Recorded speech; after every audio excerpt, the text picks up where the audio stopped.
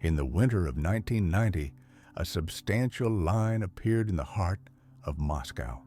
A Soviet individual might have found such a queue unremarkable were it not for the reason behind it. People were eagerly awaiting hamburgers. That day marked the debut of the first McDonald's in the USSR.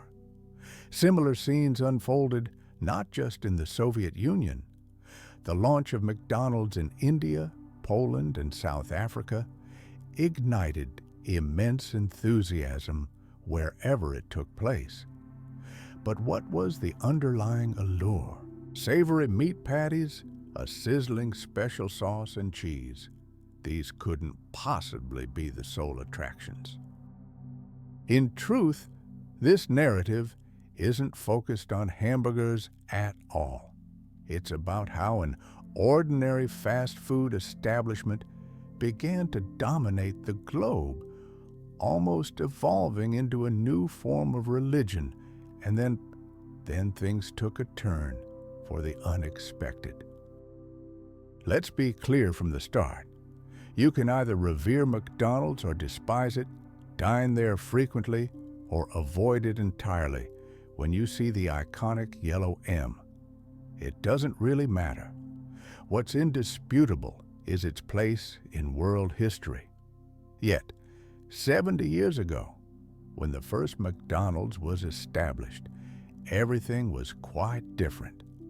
There was no yellow letter, no Big Mac, and no Ronald McDonald. Just two struggling brothers in the 1920s, Richard and Maurice McDonald.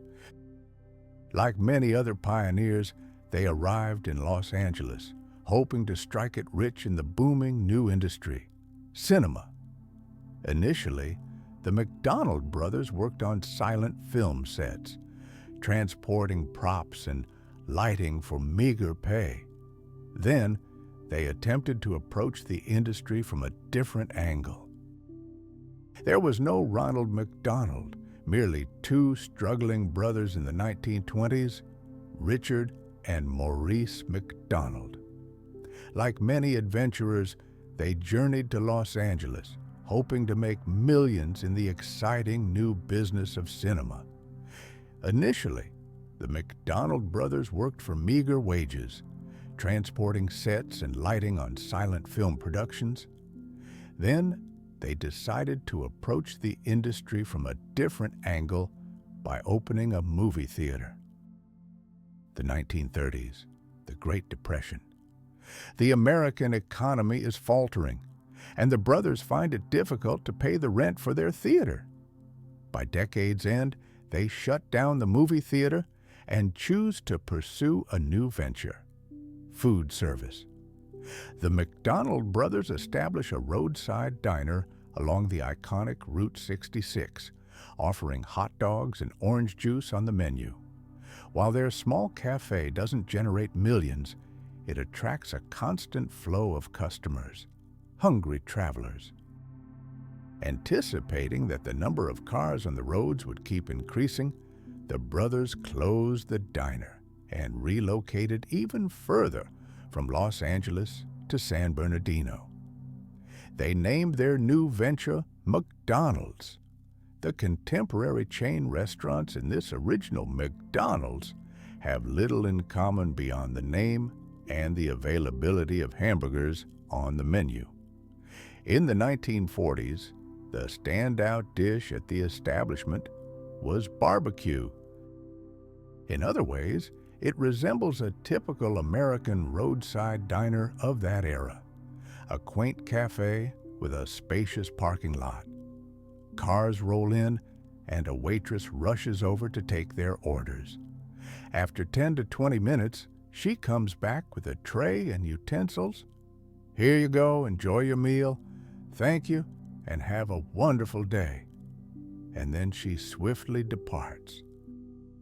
In the 1940s, hamburgers are the primary offering at the barbecue establishment. In many ways, it represents a typical American roadside diner of that time, a small cafe featuring a generous parking lot. Cars arrive, and a waitress quickly approaches to take their orders. After 10 to 20 minutes, she returns with a tray and utensils. "Here you go. Enjoy your meal. Thank you, and have a great day." This method proves to be successful. By the end of the 1940s, the United States experiences a significant surge in car ownership. With the economy recovering from the war, cars emerge as the primary symbol of prosperity, being produced and bought in large numbers. In the roadside diner scene, competition and a thirst for innovation increase rapidly. This pushes the brothers to take bold actions. They close their thriving establishment for several months, a decision that will transform not only their lives, but also the world at large. Richard and Maurice McDonald create an innovative system for food preparation and service. They merge the principles of an automotive assembly line with equipment from candy factories. As a result, they succeed in cutting the cooking time for dishes down to 20 seconds, an extraordinary feat. When McDonald's reopens, however, the new system initially encounters challenges. Customers must exit their vehicles to place and pick up their orders in disposable packaging. Changes to orders are no longer allowed. No onions or extra pickles. Sorry, that's not an option. The menu now focuses on just 9 of the most popular items, with the standout being. The outcome: McDonald's reopens, but at first, the new system struggles to succeed.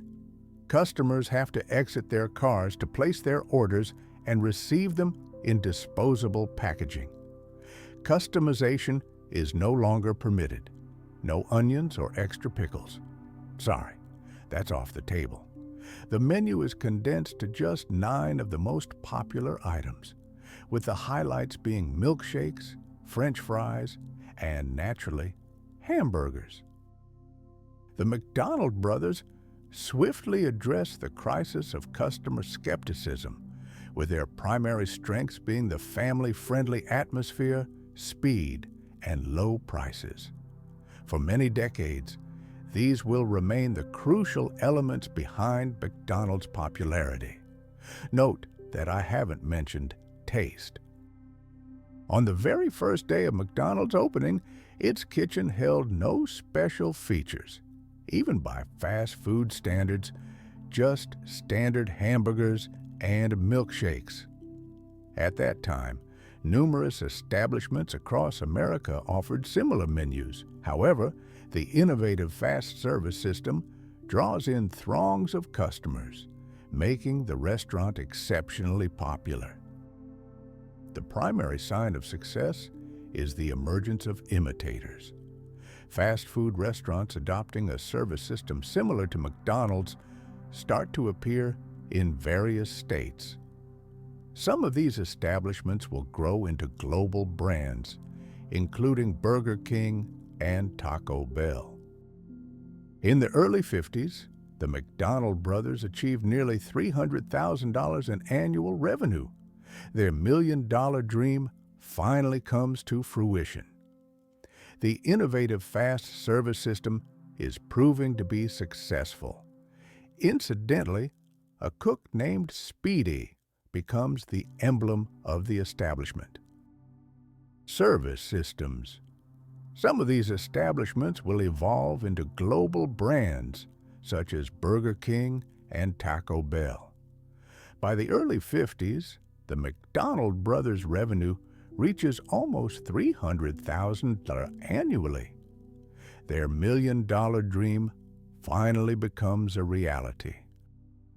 The Speedee system, or the innovative fast service system, is operating effectively.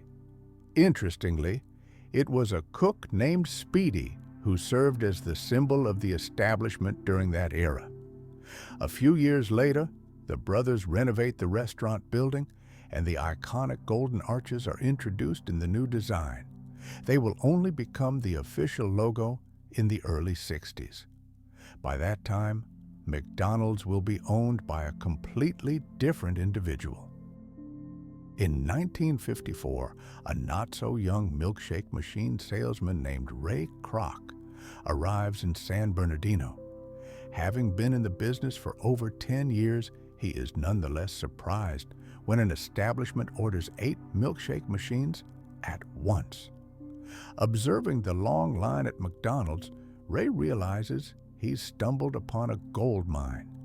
He meets with the owners and suggests expanding the business nationwide. However, the brothers respond to the idea without enthusiasm. By that time, they had already achieved their dreams and even sold several franchises in Poland, showing no interest in further expansion. "More establishments, more problems," remarked one of the owners. Let's take a moment here to discuss who Ray Kroc is. This is the man to whom McDonald's will ultimately owe its future success. Lacking enthusiasm, by that time they had already accomplished their dreams. McDonald's had even sold several franchises in Poland and had no intention of further expansion. "More establishments, more problems," stated one of the owners. Now, let's take a moment to reflect on this. A bit about who Ray Kroc is. He is the individual to whom McDonald's will owe its global dominance. Kroc is the son of Czech immigrants. During World War I, at the age of 15, he deceitfully stated that he was older in order to serve as a driver for the Red Cross. For the following several decades, he worked in sales, initially selling paper cups and later milkshake mixers. So, at the age of 52, Ray Kroc stands in front of a highly popular burger joint in San Bernardino, holding a milkshake machine in his hands. Inside, he feels a hint of disappointment. While not a complete failure, he had clearly envisioned achieving more by this stage in his life. Despite the skepticism, Ray Kroc successfully convinces the brothers to sell him the rights to franchise the business on a national scale. Following this, McDonald's starts to expand in various regions across America, utilizing a franchising model. Essentially, entrepreneurs from different states purchase the rights to operate under the McDonald's name. You might think that the primary offerings of McDonald's are hamburgers, soda, and French fries, but that's not entirely true. In the 1950s, Ray Kroc, along with his partner, this expansion takes place across different regions of America through a franchising model. In simple terms, entrepreneurs from various states acquire the rights to operate under the McDonald's brand. You might assume that McDonald's main products are hamburgers, soda, and French fries, but that's far from the truth.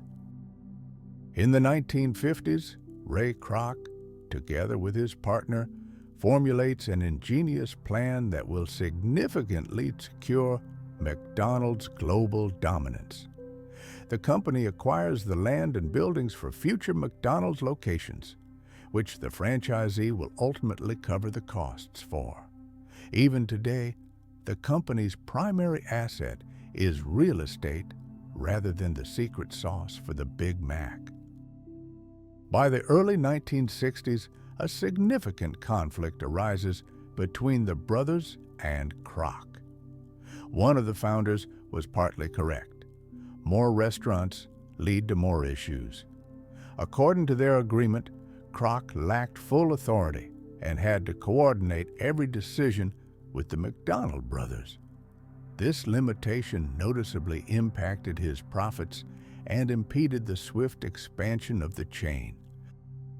In 1961, Kroc purchases McDonald's from the founders for $2.7 million. Adjusted for today's inflation, that amount could easily be multiplied by 10. A few years ago, a Hollywood film called The Founder was released, centering largely on Kroc's character. While it features well-known actors and is an intriguing film, can Ray Kroc truly be regarded as... Kroc acquires McDonald's from the founders for $2.7 million.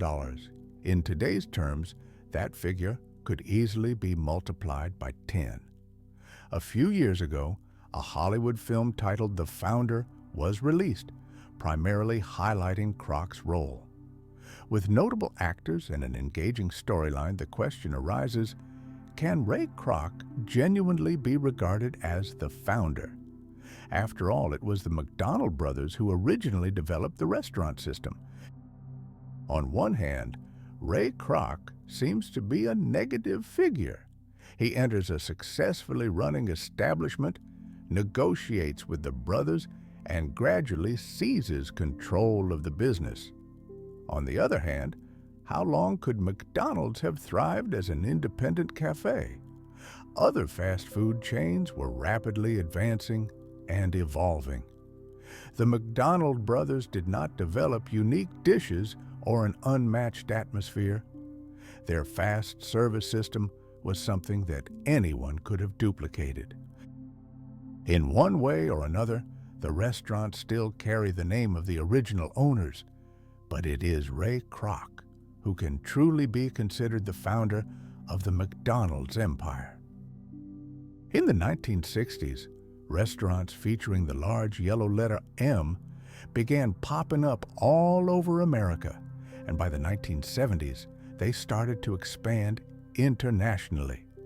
Affordability, speed, and a family-friendly atmosphere remained key factors for success, but quality control became an important component as well. While most McDonald's locations are owned by various individuals, the quality of each establishment impacts the overall brand image, something that concerns the company. Management monitors this closely.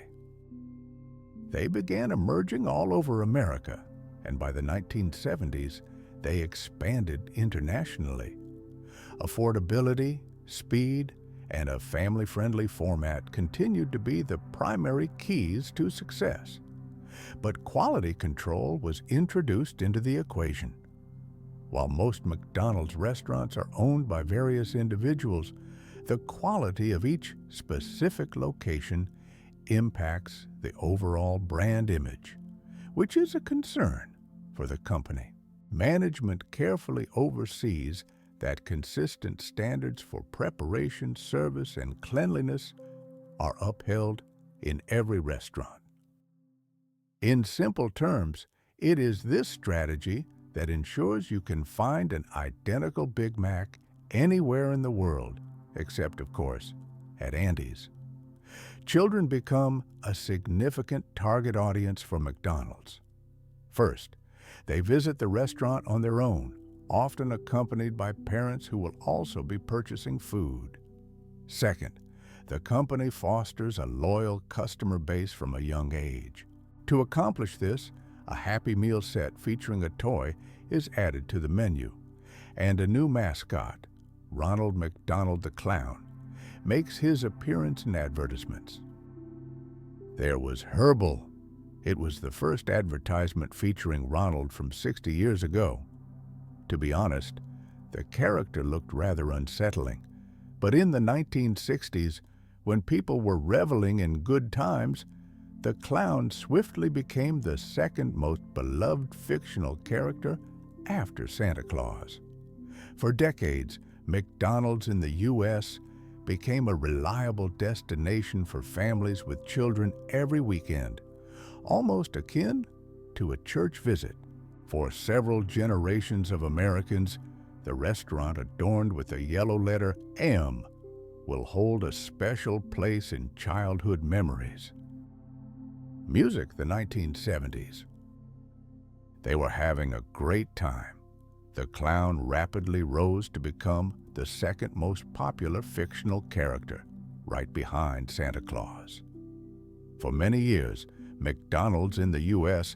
transformed into a regular hangout for families with children every weekend, much like a church visit. For several generations of Americans, the restaurant marked by the yellow letter M will hold a cherished place in their childhood memories. Music. The 1970s and 1980s were the golden eras for the fast food industry overall, and McDonald's in particular. Profits soared, and new restaurants opened steadily across the globe. In some of these countries, proper roads were lacking, yet McDonald's made its debut, an embodiment of the American dream.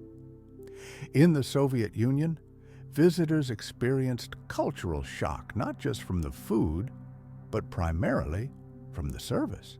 Welcoming staff in clean uniforms graciously took orders and just as warmly delivered them a few minutes later.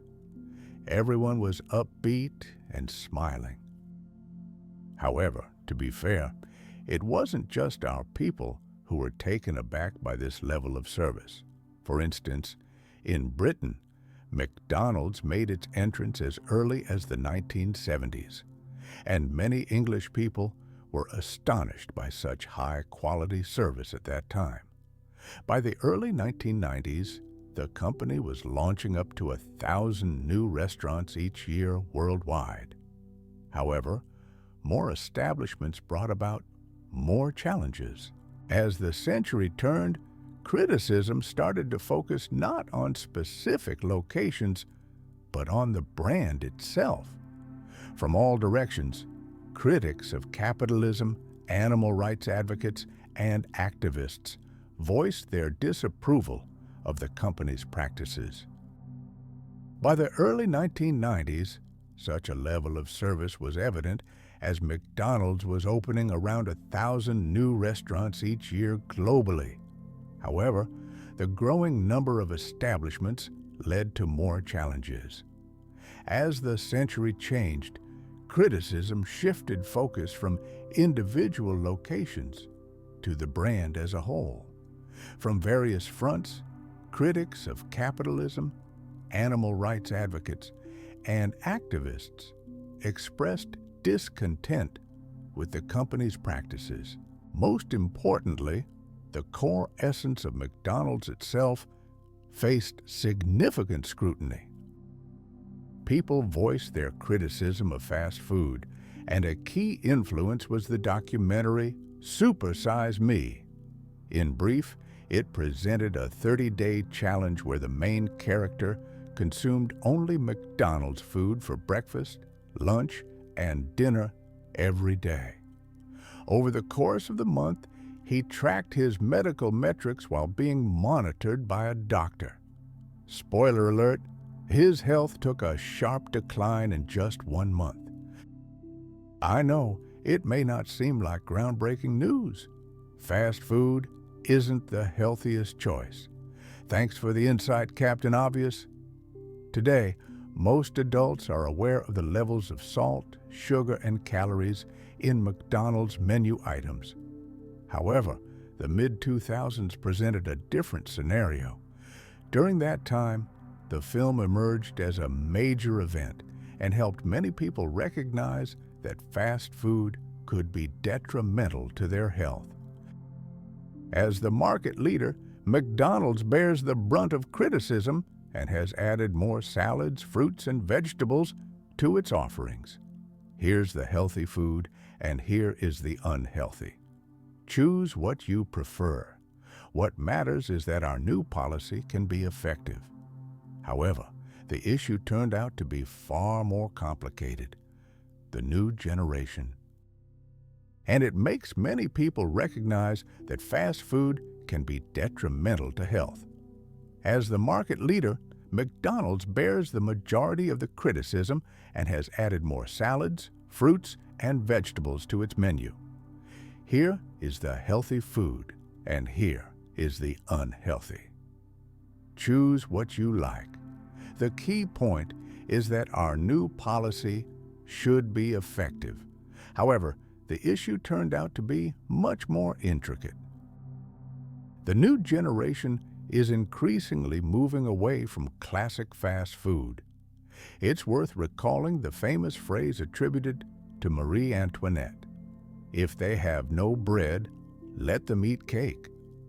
While she may not have actually said it, my point about fast food resembles the sentiments that sparked the French Revolution.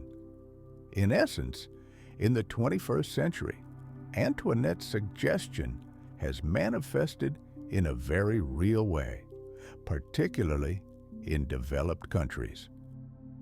Low-income populations tend to favor inexpensive food high in simple carbohydrates and sugars, whereas wealthier individuals opt for avocados, spinach, and other greens, gluten-free, sugar-free, and with no regrets. In recent years, back in the States, McDonald's has frequently served as a gathering spot for low-income individuals, and fast food in general has increasingly become linked to obesity and diabetes. Once, McDonald's served as the first job for countless American teenagers, but today, the average age of a fast food worker in the States is 29.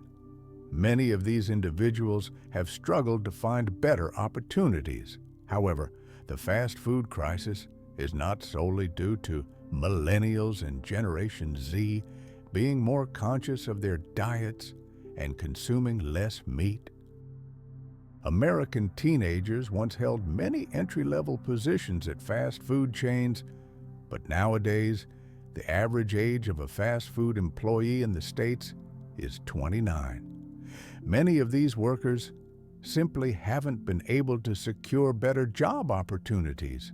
However, the fast food crisis stems not only from millennials and Generation Z being more conscious of their diets and opting for less meat. In essence, we, who aren't too old ourselves, crave unique experiences. Standard hamburgers and conventional interiors have lost their appeal. The chain's iconic figure, Ronald McDonald, also feels out of place in this new era. In the 2010s, the company gradually reduced its use of the clown in advertising campaigns and images inside restaurants. There are several reasons for this shift. Featuring a playful character to entice children to consume less healthy food is not the most responsible approach. McDonald's has frequently faced criticism for its aggressive marketing targeted at children. In recent years, the company has chosen to focus more on adult customers who don't particularly need Ronald. Frankly speaking, in today's world, clowns often provoke feelings of unease and fear. Stephen King would likely concur. The last decade has proven difficult for all fast food chains, leading to declines in both sales and public reputation. It appeared as though an era was drawing to a close. However, salvation emerged from an unexpected source. The year 2020 compelled many to revisit fast food restaurants. This shift can be attributed to two main factors: the economy and health concerns. With less disposable income, people find fast food to be a practical choice for a satisfying meal. The last decade has been tough for all fast food chains. Both sales and public perception have seen a downturn. It appeared that a significant era was nearing its conclusion. However, unexpected salvation arrived. The year 2020 prompted many to return to fast food restaurants. Two main factors contributed to this: the economy and health. With reduced incomes, fast food became an appealing option for a satisfying and affordable meal. Furthermore, most locations offer takeout windows. What more could one ask for during times of quarantine and self-isolation? McDonald's and other fast food chains can undoubtedly capitalize on this unexpected chance to reverse the negative trend and draw in new customers to their restaurants.